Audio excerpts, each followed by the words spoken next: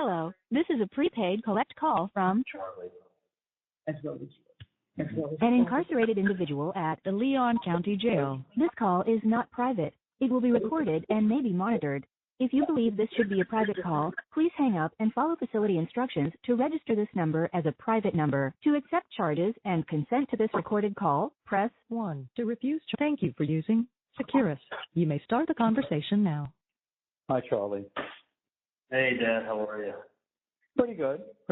You know, just the huge. Right. Not much going on. Just the huge. Just the huge.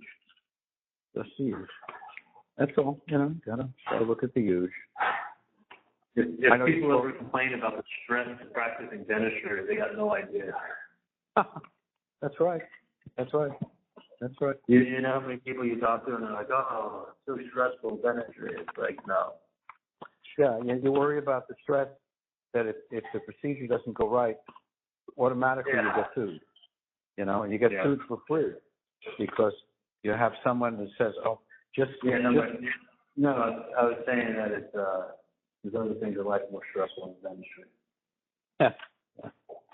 Yeah, I know exactly. Dentistry is that stressful. Oh, no, it's not. Yeah. So I spoke to Alex a little bit, and I talked to him, and he said, that he said he was going to talk to you later today. You know, he said No, of course not. Sorry, I just had to tell parents. I was having the young lady that I'm with giving me an outline of the conversation I could have with you. No, she wasn't really.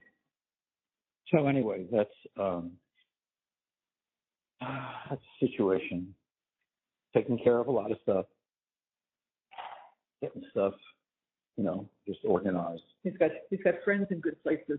Yeah. For example, Gary. Yeah, Gary. Gary's been really good, and they all are concerned about you, and you probably. Do you have Gary's number? If you want to call him and talk to him. Yeah. Originally, I wanted him to be on my attorney-client number so I could call him as an attorney. Yeah. And then. With Gavel telephone. Yeah. That's actually. If you don't mind. Yeah, if you don't mind, have Gary call up the jail and give him his cell number and have him listed as an attorney for me here. And that way, if I ever, because he is my lawyer before, I have consulted with him on stuff. So if I have stuff that I need to talk to him about, I can call him up and talk to him. Right. No, that's perfect. I'll take care of that. When we get off that. Yeah, I'll take care of it even faster than that. When we get off. Okay. Yeah. I'll get that for you. Yeah. Because John Hader registered as a lawyer at the jail for me, because he's been my lawyer before on issues. So that's why I call it John Hader. It says this is an attorney. This is a non-recorded call. This is an attorney. And even when I call Ramsey, it says the same thing. I called Ramsey yesterday. I talked to him for a few minutes. For a while. Oh, you spoke to him for a little bit? Yeah. Yeah, I sent him a text this morning. Yeah. Some other things I was dealing with, so I sent him a text. I don't think he spent like 45 minutes an hour talking to me the other day. Oh, nice. Very good. Yeah. Very good. Well, then, I sent it because I have his personal cell, so I sent it there. And always give him a day. Always give him like 2 days to respond in case he's slammed. Yeah. He has gone above and beyond with me. 1 second. Do you want to ask Charlie about?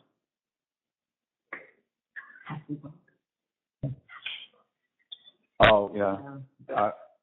Mom asked me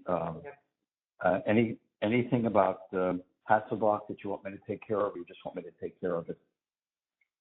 Well, they said that they would settle for that amount, which is pretty much what I paid in legal fees. Okay. All right. That's what he told us a while ago. Yeah. Okay. Yeah, I think I'll they give him a call.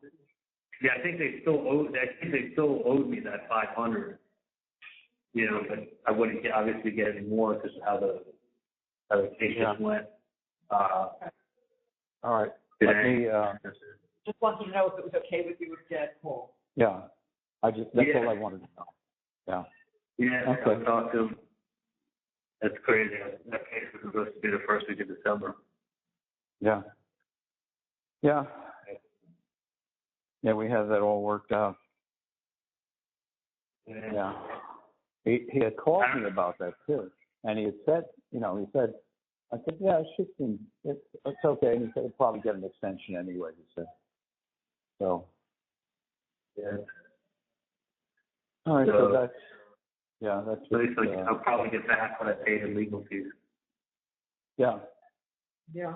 Yeah, that's, I'll talk to them. I didn't want to do anything about that until I spoke to you. Yeah, I just think that's probably I just don't see the point. There's nothing to do there anymore.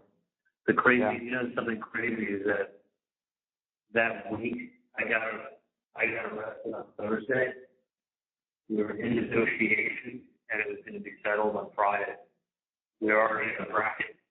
I don't know if I ever told you that, but we were already in a bracket working it out, and it was about a day or two from being done. Yeah. Those are funny. Those are some of the quote coincidences, whether they are or not. This one, I don't know. This wasn't a coincidence. It was literally like we were.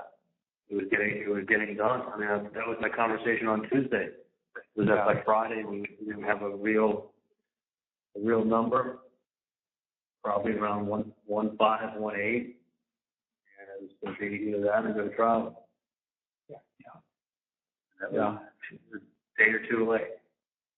Yeah. Crazy. Yeah. It's like having the winning lottery numbers, but for the previous lottery, not the lottery that's running today. You know what? It's the one step at a time thing. I told you. Yeah, one step at a time. Yeah. What did you say the winning previous lottery numbers were today? No. What I was trying to, the idea, I guess your dad, he doesn't make it that clear, but Mom's lived with me so long, so she understands. She can almost finish the sentence. So when you were trying to get to clear that up, Mom was starting to clear it up how I meant it. I meant you get numbers today, but it was for the winning lottery of the last winning lottery, not the numbers that you're for this week's one.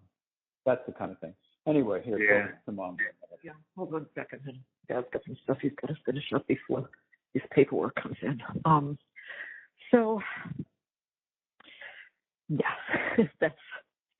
Yeah, that would be good. Let Gary put his cell on for my. Yeah, I think that's that important.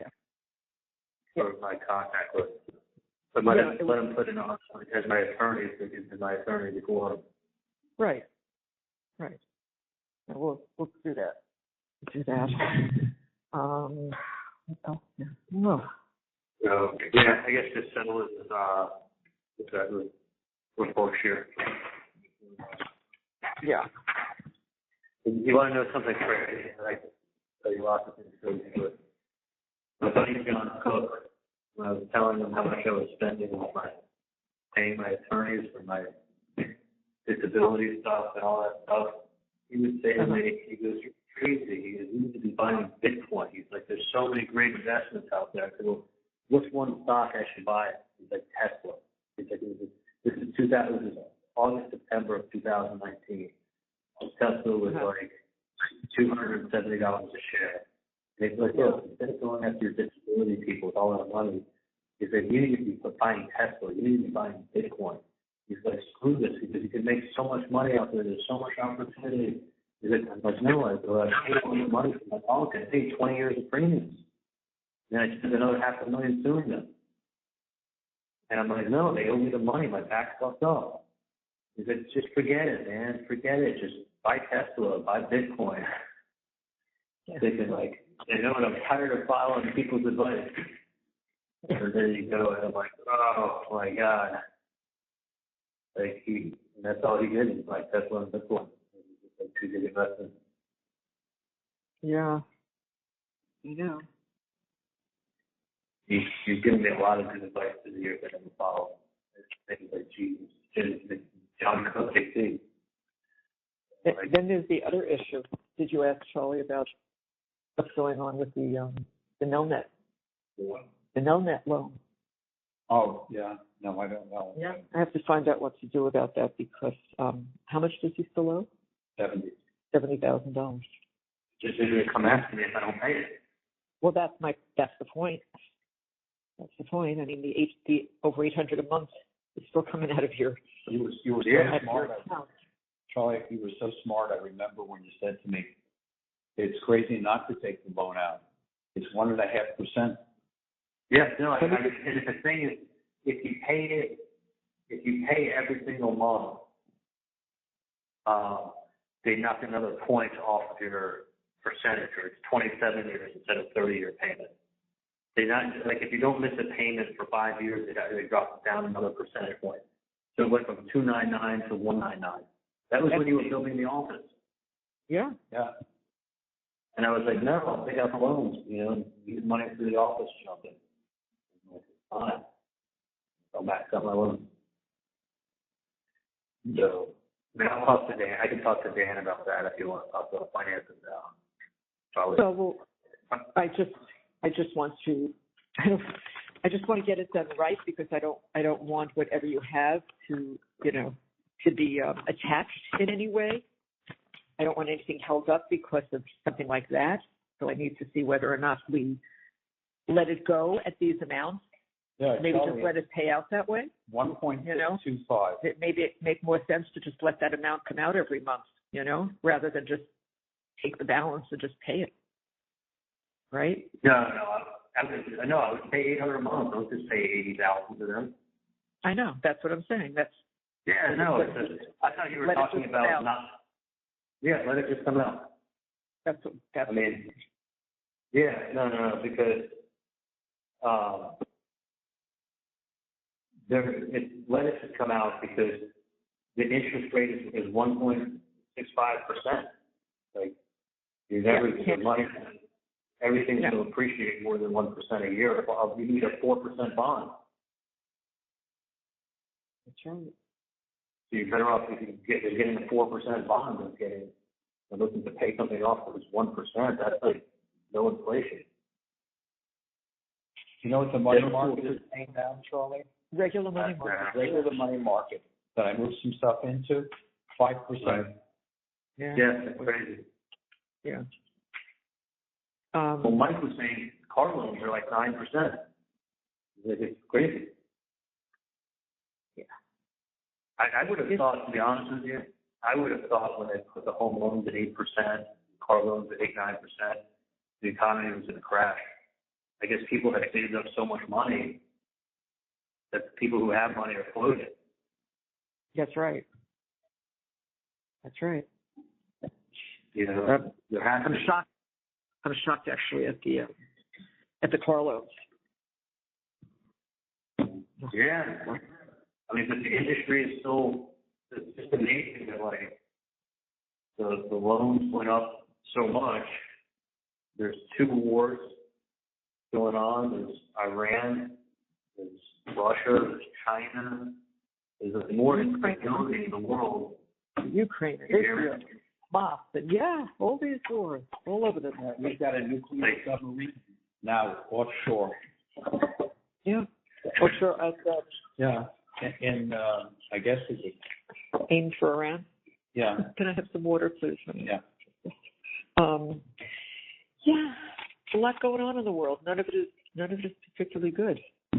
Yeah, you got Ukraine at war with Russia. You got Israel basically almost at war with the whole Middle East. You got China that wants to take over Taiwan. Right.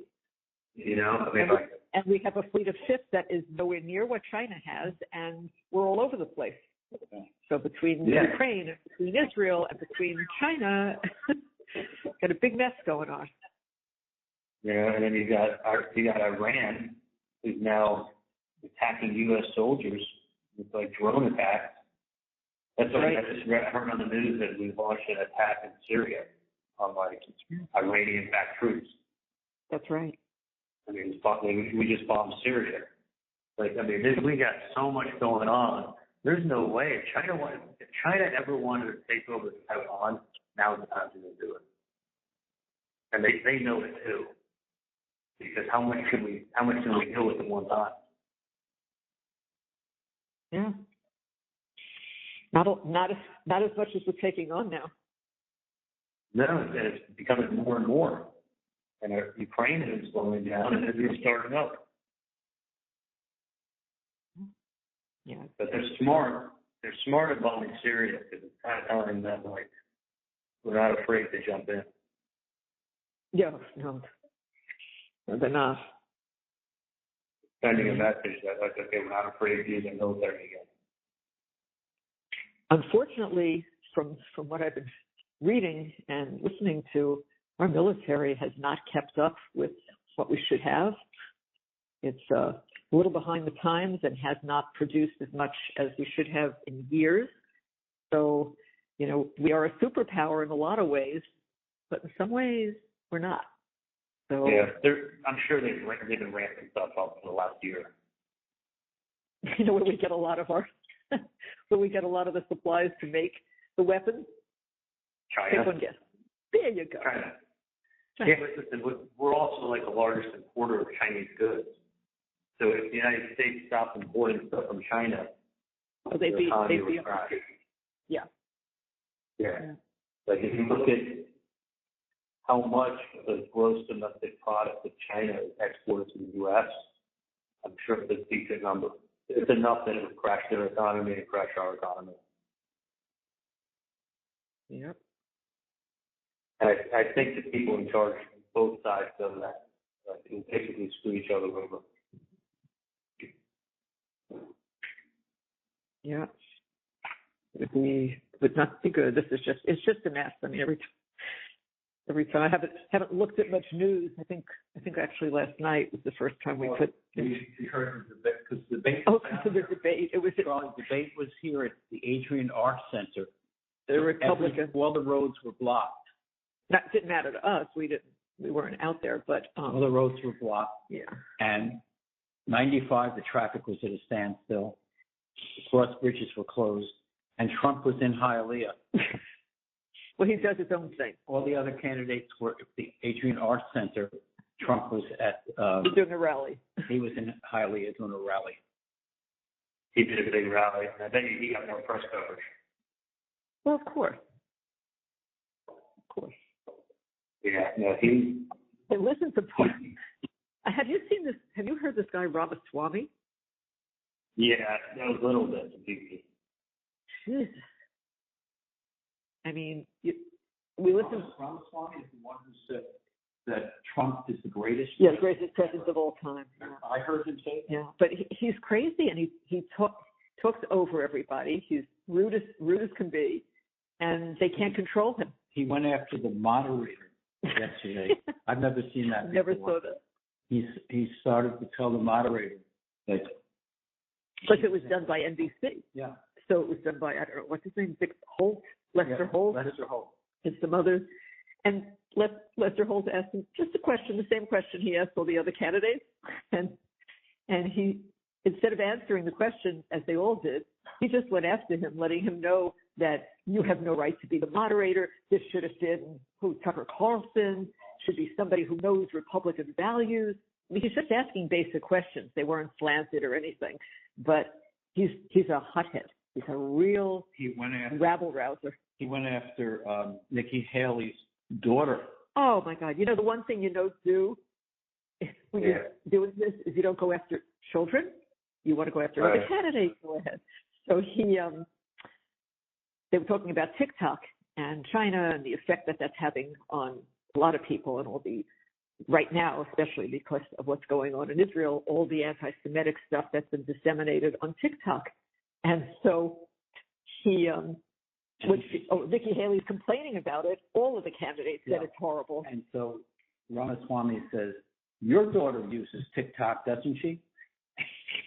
And Haley lost it, and she said, "You're not, says, keep my daughter's name out of your mouth. You are scum." Yeah, I mean, probably don't go after the debate. You are scum. And then you know what? He showed up.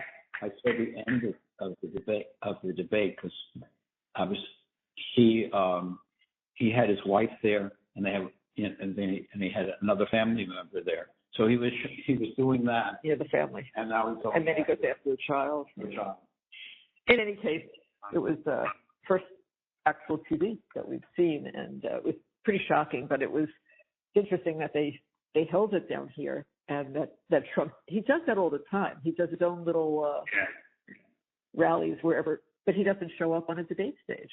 He's already won by not showing up. The only thing you're going to do is screw it up. That's right. He shows up at a debate stage and doesn't properly answer. It's a problem. He's better off not coming. Yeah, no, it's not going to do it. He's not going to help. Listen, nobody's going to like him who didn't like him before. So he's better off just doing a rally and having people who like him show up. Yeah, I see his point. I think he's very smart. Yeah. It's funny. I remember once I was sitting with Grandma. They had talked about Donald Trump running for president. This was like in the early 90s. And Grandma said, she's like, I would vote for him. And she said, yeah. He said, you know, when you have a rich man as president who has other things to make money for himself. I think it is Donald Trump in that. Charlie, Trump in 1990. You have such a good memory. I didn't remember that until you just phrased it. That is exactly how my mother would have said it. That it's good to have a rich man run as president because then they don't have to do favors and things for other people. I mean, rather than they drive. He's not looking to use the office to make money. Yeah. But look at Joe Biden. I mean, honestly, look at Biden. He's a perfect example. He literally has been a public servant his whole life. So he's never made more than $150,000, $200,000. Where are these $5 million checks coming from? I don't know. Like, why was his son Hunter Biden was making $500,000 a month from Burisma, from being on the board of directors of the Ukrainian energy company? You know, they asked him when he was on an interview. They go, "What do you know about energy?" Nothing. I got hired because my dad was the vice president of the United States. That's right. I mean, he knows nothing about energy. They asked him, it was like on Good Morning America or something, I had on there. And they said, "What do you know about energy? What's your background in energy?" You're an energy company. $500,000 a month. So I just remember Grandma saying that you want a rich man as president because you're not going to be looking to steal you can make money. That's right. But he's already got his money. His family's not going to be any richer because he's the president. That made me feel good to hear you say that, actually, that you remember what you said. Wow. When people were saying that Trump was going to be president, I remember thinking, like, holy shit, Grandma said she voted for him. But keep in mind, this is like, not now. You were in 2016. What year could that have been? Early 90s, 92. Yeah. That would have been 30 years ago. He was a thing to talk about in New York, for sure. He was in his late 40s and was the most successful New York developer. Oh, yeah. But anyway. So that's, all right. So Dan's working on a bunch of different things. He is. We are. Everybody is. Dan, I said, was about 3 to try because he wasn't 100% sure he'd be with his kid or the doctor or whatever. But he says, let him at least try me. He said, even if I can talk for a little bit. And then he says, if not, he knows to call me at night. That's fine. And then what was the other? And I think Alex said, what did he say before? After 1? After 1 today. After 1. If not, he said after 10. After 10 tomorrow, I think he said. Okay. Yeah. But I had said to Dan, I said, look, you could have done this case 100 times in Tallahassee. you never would have won. And his response to me was, not with that jury. That's right. I know. That's what he told me. But here's the thing. It's not just that jury, because you didn't have one that gave a shit on that jury. And it's not just the jury, it's the state decided to do a summation of the case. It's turning it into everything but what was said in the courtroom, took and twisted everything that had nothing to do with me. You got nothing to do with me, Wendy got nothing to do with me. Sure. But they made it, and I said this to Dan a long time ago. I said, Dan, they're going to hate me out there. They're going to make me out to be somebody I'm not. Charlie. They don't have to like you. None of these people are going to like you in this jury. You just have to know that you're innocent. But I said, Dan, if they hate me, but it's a difference if you hate me because you hate me. It's different from sort of making it seem like these people hate Tallahassee and they look down on you in Tallahassee. And it becomes you rich white Jew who likes Nazis from Miami who did this. And you're horrible people, and you hate and you laugh at the people of Tallahassee. And once these people from Tallahassee think down laughing at them, they're just going to go with their common sense. And unfortunately, when you tell people to go with your common sense, and the ex-wife showing up at the team, and she's leaving 48 hours later, I think anybody's common sense would just say there's something has to have been, she has to be a part of it. No, it's a coincidence. Hard to explain away a couple crazy coincidences tied in with other things. And that's when it becomes like to take someone's life for it. That's not reasonable doubt. No, reasonable but doubt we know what reasonable doubt is, and there was tons of it, and it was delineated for them, and it was explained to them. But Charlie, honest to God, it didn't matter. Just what they knew what they were going to do for. They knew what they were going to do. For Dan to say to me on Friday, I said, how's everything coming in? I mean, how's it looking? And his words to me were, if you would have told me 2 weeks ago that we'd be where we are today in the case with how it's coming in, I would be ecstatic. Yeah, because that's after you testified. It was amazing. Yep. Well, not just me, but what he was able to get out and admit to from other people in the case. Right. The other witnesses. Like, he was destroying them. So, like, he was destroying them. I go up and I testify, and then Dan to closer. She turned, and I don't even know if it was her, because I can tell you when I came in the court on Monday morning, Dan said to me, he said, listen, closers really don't do much. He said, statistics have shown jurors kind of have their mind made up to answer the closing, because the closing is definitely in the state's favor because they get the first word and the last word. Right. So it's very, it's a bad burden of proof, but the burden of proof is not y'all. Use your common sense, because what happens is the coincidence becomes common sense. Is that the chances of that happening and it happening the way she said are 1 in 10,000. Right. Once you do that and you go, look, I'm a postman, I drive routes, I go streets, you ain't showing up 17 minutes away on a street, on a time, unless there's something going on there. If there's something going on there, there's something going on here. And it's a very simple way of looking at it, but you only have 1 in 10,000 chances to be wrong. It's comforting, you know what I mean? Like, what are the chances that it was happenstance? You know what I mean? Like, it's true. I mean, that would be like, put it this way, that would be like if on the night of the 18th it said, she wasn't at my house, but she was in the neighborhood looking at homes to buy randomly. She was Yeah. checking out the neighborhood, and that's why her phone was there, because she was just in the neighborhood looking at homes to buy. I mean, could that happen? Yeah, but if someone said that to you, you'd be like, come on, it's 25 minutes away, looking at homes to buy on that night in that neighborhood, or close to being there. Could have been. It's off topic. It just occurred to me. You had said about U.S. legal funding and Dan and Ramsey, and you said wait 2 to 3 weeks. But Dad was the other day speaking and now texting with Ramsey. So is that okay? Because they're doing something together, which I think is fine. Oh yeah, no. Yeah. Okay. Well, if you want to make a note, I'll tell you what to get. Okay, go ahead. Okay.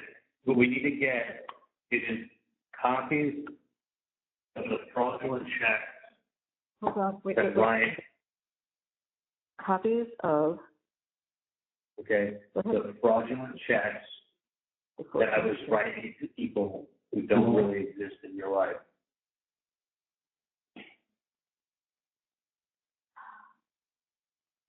Just a minute. I'm writing.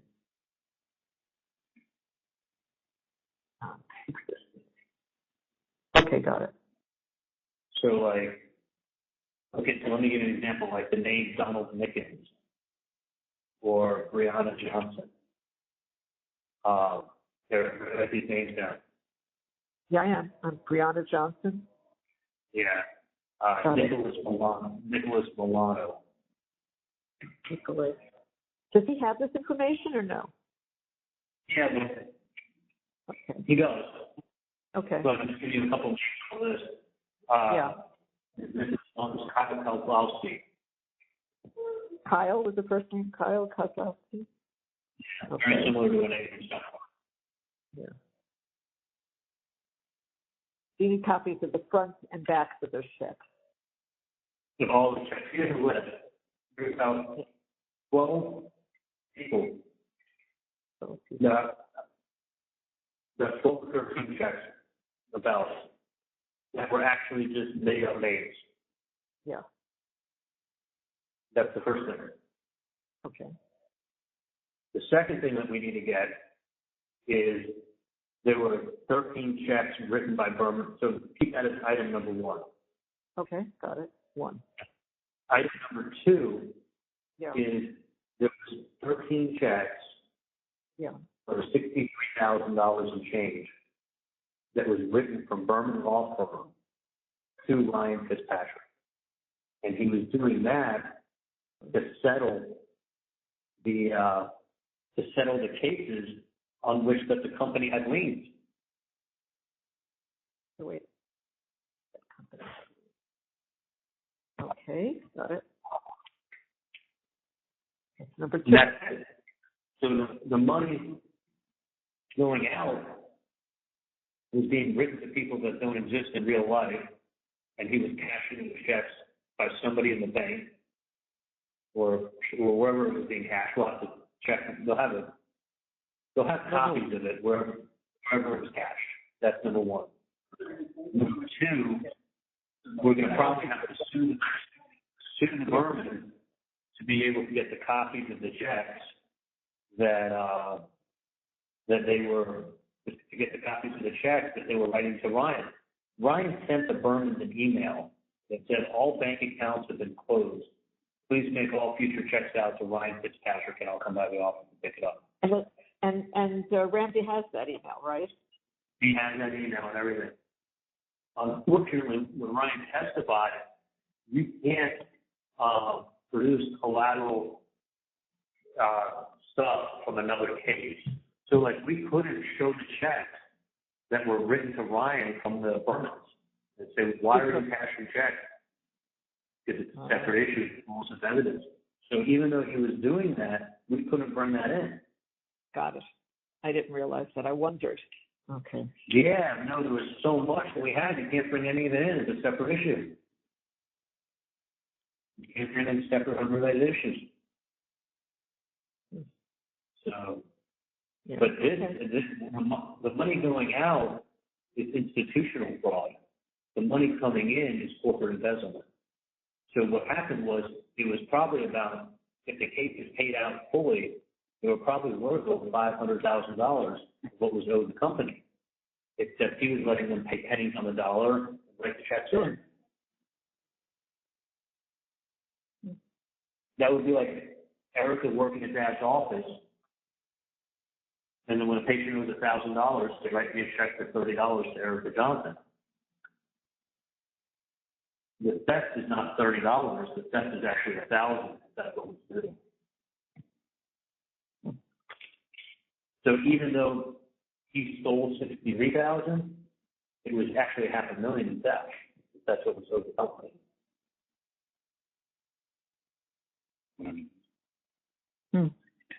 You see how it works? So if Dad had a $1,000 crown and Erica told somebody, hey, write me a check for $30 to Erica Johnson, and I'll just tell Dr. Adelson, you died and you couldn't pay a bill. It's a $30 check to Erica. She didn't steal $30. She stole $1,000 because $1,000 what was owed to the company. Right. That's where that $500,000 number comes from. Yeah. So. Yeah. Okay. So I have that, the whole book. I've got to take care of that. Yeah. Trust me, I want to have that pursuit. I know. Oh, you got no idea. Yeah. Trust me. Yeah. Okay. A lot of things to follow through on. So yeah, he thinks he got away with that one. I know he did. It shouldn't last yet. Not over. I mean, that's the check were written to him. The Bermans didn't have to say it, but they were in on it. Or Ryan was stealing. Yeah. But it was the and like when we were deciding our jury panel, like we were trying to decide, like there was one kid on there. He was a 24-year-old African American kid. Mm-hmm.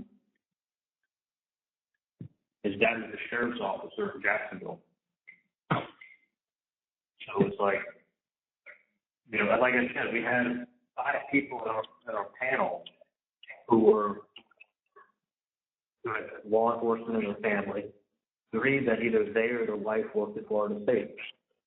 Like, this fat, disgusting white guy that was like, looked like an inbred, disgustingly fat. He works at the bookstore at Florida State. Do you think he ever written a book? He's reading about the author. Let's not go down that track. That's okay. I know. We no, but I'm just saying, because we were going to keep that kid. Our choices, it was literally between that kid and, like, the way it works is, like, you look at your strikes, you look at the people you have to get off, like, strike, and, like, we almost kept him. It was the choice between him and, I think maybe it was the guy who was an Army sergeant 20 years and then went to work for the post office. So he retired from the Army after 20 years as a sergeant, and then went to go work at the post office in Tallahassee. He made his retire from the post office, too. He looked like he was in his late 50s. So he may have had two government jobs and retired from the post office here in Tallahassee. He probably did the Army from when he was, 20 to 40, and then worked in the post office from 40 to 60. Yeah. Well, there was a choice between him and the 24-year-old African American kid whose dad is a sheriff's officer in Jacksonville.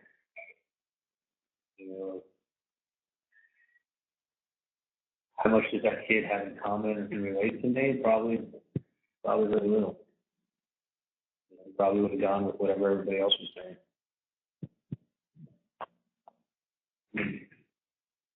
Was he going to be the one to pour over the evidence and discovery when everybody already made up their mind? Yeah. Mm-hmm. It was You know, it was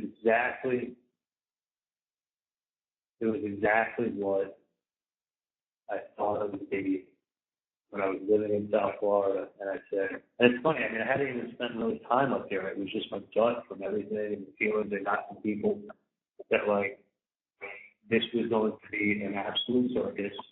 It was going to be Tallahassee versus Miami. It would have been already vilified. And there's not, as I said before, there's not a chance in hell I'm about to get a fair trial here in Tallahassee. Not a chance in hell. And we did everything we could.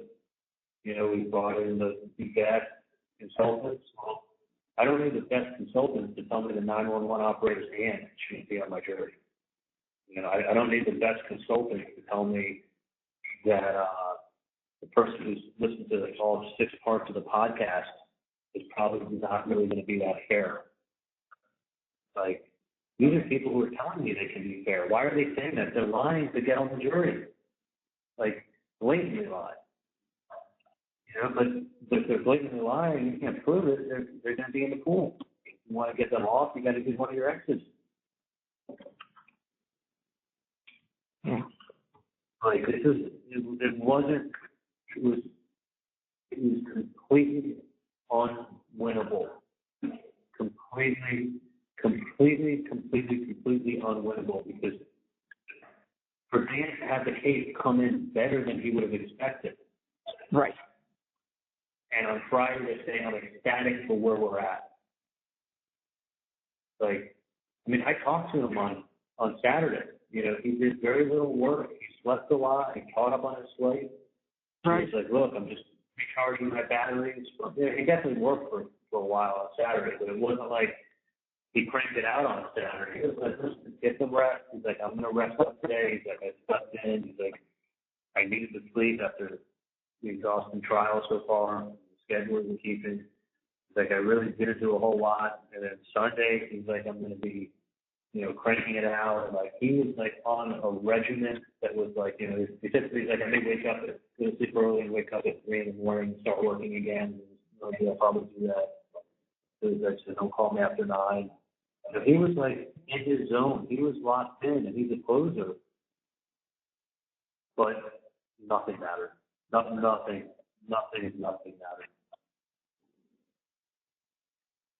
There was no way in hell that I was ever going to be able to pick the jury in this town. No way. 93 people came in and said something that made them not make it from the first round to the second round. 93 out of 150. Out of the other 60 that made it to the next round, how many were honest? Yeah. That's the question. You know, there's ones that you know are completely not honest. I ended up using my exes on them. I really wasn't able to have a jury selection. It was more like just take the really, really bad apples out of the bunch. Most people would go in and they like select people that would be good for them. I couldn't select one person that was good for me. Yes, there were a bunch of people that weren't lying and they were honest and they were going to do a good job. They got rid of them.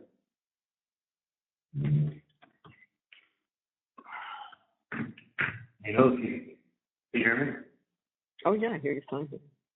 No, I'm just saying, if you're only getting 2 good ones out of 10 that are coming through, then you're like, okay, this would be somebody that would give you, like, I don't know if they're going to give me a fair shake, but you get a good feeling and you think they're jurors, your peers, and they're not saying anything like positive for you. You're just saying, okay, I think this person would be fair. This is somebody who would actually give them a good shake. Those 2 out of 10 you get taken off the board. So you're only left with shit. I mean, you were left with, you know, you wasn't it was like the board game was like, I don't know what the expression, there was an expression of board game where it's just like slanted or tilted or like rigged. Like it was like playing a rigged board game. That's right. It really was. Me coming up here was playing a rigged board game. It was like, we finally got it. We finally got it. Like, you got him with the tape that proves my fucking innocence. Like, I can answer why I said everything I said on that tape. Because I said I'm going to do some Nazi shit. I'm saying, like, I'm going to get someone to go crazy on him. Friend them, tell them to stop. Like, I've had enough. Like, I never said I was going to kill anybody. Never once. She misunderstood it when she kept saying, you said you're going to kill somebody. I said, no, the only way you could stop Garcia is if you kill him. Like, that's how dangerous a resilient of a guy I know him to be. Like, you have to kill him. Like, I'm afraid of him. I'm saying I'm going to kill somebody and then, like, I'm buying him birthday presents. Like, that ain't the case. But kind of,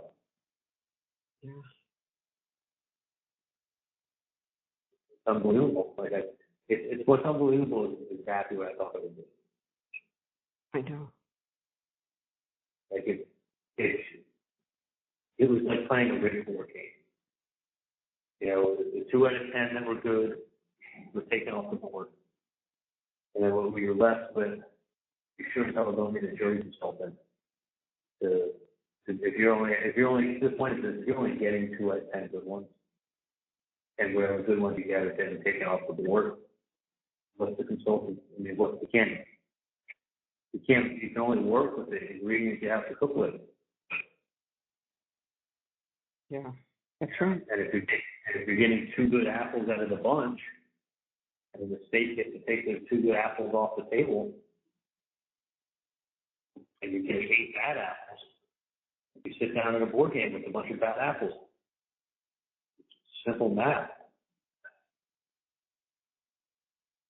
But how else you can't say it any other way. Like, that's exactly why the sheriff's officer said to me, man, we can't figure out why you're not sitting on a beach somewhere. I know if I were you, I would be. Yeah, because he knew exactly what they were going to do up here. Guilty and not guilty, like, you don't stand a fucking chance. Like, with that closing, they were convicted bubbles.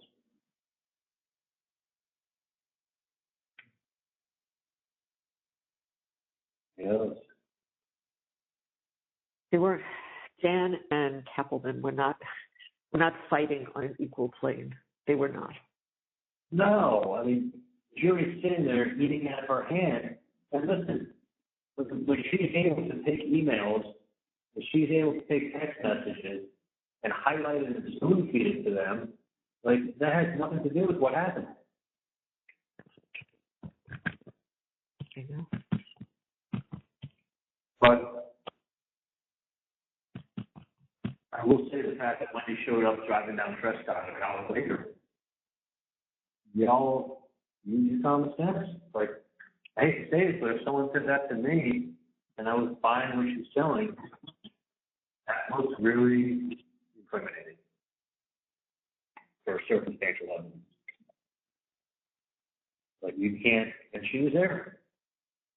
By chance, and there's a good explanation for it, but the explanation has to be attached to, well, that's 1 in a million, 1 in 10,000. So be it. You can't walk away from it. She was there, but she wasn't there because she was part of a murder. Yeah. She was at the scene, showed up at the scene of the crime. That's kind of convenient. So is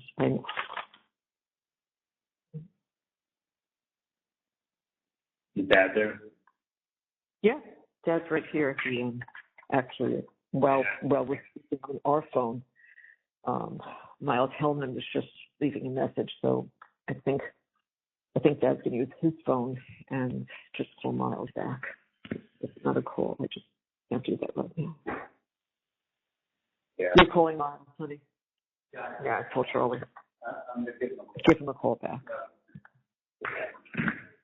No, we have some work. I mean, there's stuff that I'm just that has to get done because today, unfortunately, is the last day, as you know, before a legal holiday weekend, which is tomorrow. So some of these people that I have to talk to, they either will leave work early today, or if they leave at normal time, I won't get them tomorrow. So I'm going to have to get off just to make some of these calls and must get these in. Yeah. So That's I'm going to fine. do that. And yeah, I don't have a choice. I've got to get these in. I know they won't be open tomorrow. And No, do your job. I'll call you later in the afternoon. yeah, I'll be fine. Yeah, give me a call back later, sweetheart, okay? Yeah, but I mean, you agree with what I'm saying to you, right? Harvey, Dan agrees with it. The jury pool, it was like nothing he's ever seen. He said, I've never had it where people just come into court and lie. They just lie, and they all have an agenda, and they don't really care. They hope that they don't, that they get through it. But, yeah. I mean, if you saw how many people told the truth, what scared me more, this is what scared me when I let you off in 2 seconds. What scared me more is how many people were telling the truth to our face. Because you know what I thought? If 93 people come in and tell the truth to our face about how much saturation this has had, how many people are coming in and lying to us?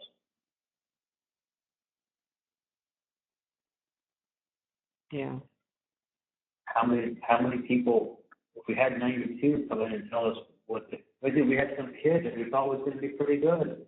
He came in, he was 20 years old, and he was like, I really don't know anything about the case. Like, I don't really watch the news. I don't pay attention to anything. I think everybody should be get a fair shot, and not everybody who they think is guilty. He was saying a lot of good things, and didn't know much about the case, but just his viewpoint on things is very positive and pro-defendant, maybe, about giving somebody a fair shot. He was 18 or 20 years old, like kids, classes. Then he goes out after being questioned, and he's sitting with the jurors. And one of the next jurors comes in, and they realize that he was out there to say he could get his help. Yeah. So they put judges to work. Actually, he was actually just selected to come back the next day. He made it through the vote there. He was going to come back the next day and be in the next group. So the judge put a special thing. He was going to be talking to him in private, or he was going to have another conversation with him and question him further about what we had multiple jurors come in and say they overheard his comment. So he basically came in, said the right things to us, totally lied, made it to the next round. We checked them off as being good. If it wasn't for the other 2 jurors coming in and telling us what he walked out there and said to other people, he could have not heard it. Easily. Very easily he could have been on my jury. He had an agenda. He had an opinion. He came in and lied. He did. But my point is, the 93 that we got to be kicked off of our jury, that was just the beginning. That we didn't, at the 150, the 93 that we got to be removed for cause, we didn't get everybody off for cause, and we should have. I don't. No. These people were allowed to rehabilitate themselves in front of us, to come in and say, I have the opinion that he was guilty, but I can place that somewhere out of my brain that now I can judge him fairly. That makes 0 sense. You can't change. You can't take an opinion that he came into the courthouse with, remove it from your brain, and follow the rule of law.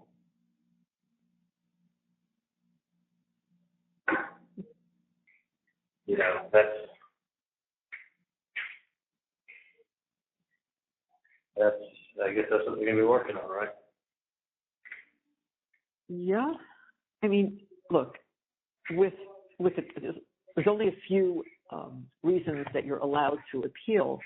So there's minimal reasons, but when you've tried to seek a different venue for very obvious reasons, and they keep turning you down, that's a problem. Yeah. So that's one reason that you can. So We're working on it. Yeah. But hopefully, As I said hopefully it before, works. that's not right now. Eventually, because right now there's too many other things they're working on. So Okay. Well, I'm sure they're working on stuff. they are, and you know that, and we're trying to finish up a bunch here. So All right. I'll let you get some more. yeah, I just want to be able to get these calls in before the end of the workday and stay involved time. But please call me back later, okay? Okay, I will. All right. We're Sounds here. good. I love All right, sounds good. Okay, bye. Bye. The caller has hung up.